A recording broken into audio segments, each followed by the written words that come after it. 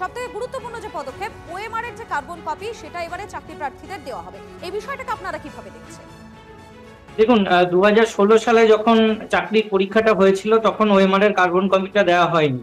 সেক্ষেত্রে আমরা দেখেছিলাম যে একটা ওএমআর ডেস্ট্রয় নিয়ে প্রশ্ন উঠেছিল এবং বিভিন্নভাবে অনেক রকমের দুর্নীতি হয়েছিল। তৎকালীন সরকারের নেতামন্ত্রীরা এবং বিভিন্ন দালাল চক্র এর মধ্যে ইনভলভ ছিল।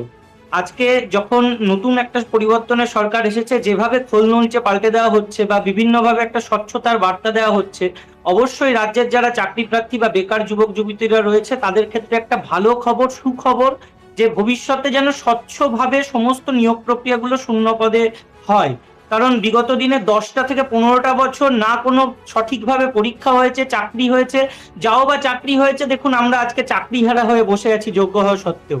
এই যে দুর্নীতি, এই যে পাহাড় প্রমাণ একটা অস্বচ্ছতা, সেইটা কিন্তু ওভারকাম করে নতুন সরকার নিশ্চয়ই একটা ভালো পদক্ষেপ ওএমআর এর মাধ্যমে, এই যে ইন্টারভিউ এর নাম্বার কমিয়ে দেওয়া যেখানে স্বজন পোষণ হতে পারে সেইটার মাধ্যমে, বা বিভিন্ন পদ্ধতিতে সিবিটি টেস্টের মাধ্যমে নিতে পারে, সেগুলো সত্যিই খুব ভালো পদক্ষেপ।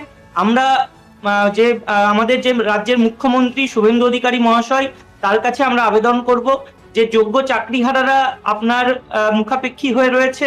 আমরা চাই আপনার সঙ্গে আলোচনায় বসতে এবং যাতে সঠিক পদক্ষেপ সঠিকভাবে নেওয়া যায় এবং আগামী দিনে যোগ্যরা যে পরিস্থিতির মধ্য দিয়ে যাচ্ছে, আজকে শিক্ষাকর্মীরা বেতনহীন, বিগত মুখ্যমন্ত্রী আমাদের সঙ্গে বারবার বলা সত্ত্বেও কোনোদিন দেখা পর্যন্ত করতেন না, সাক্ষাৎ করতেন না। তিনি এতটাই দাম্ভিক ছিলেন এবং নিজের ইগোইস্টিক ছিলেন। কিন্তু আমরা এখন যে মুখ্যমন্ত্রীকে পেয়েছি, তিনি একের পর এক যে সমস্ত সিদ্ধান্তগুলো নিচ্ছেন, আমরা আশাবাদী নিশ্চয়ই এবার রাজ্যে আপনারা আশাবাদী, সঠিক উন্নয়ন আশাবাদী হবে। বুঝতে পারছি। আপনি আপনি আমাদের সঙ্গে থাকুন।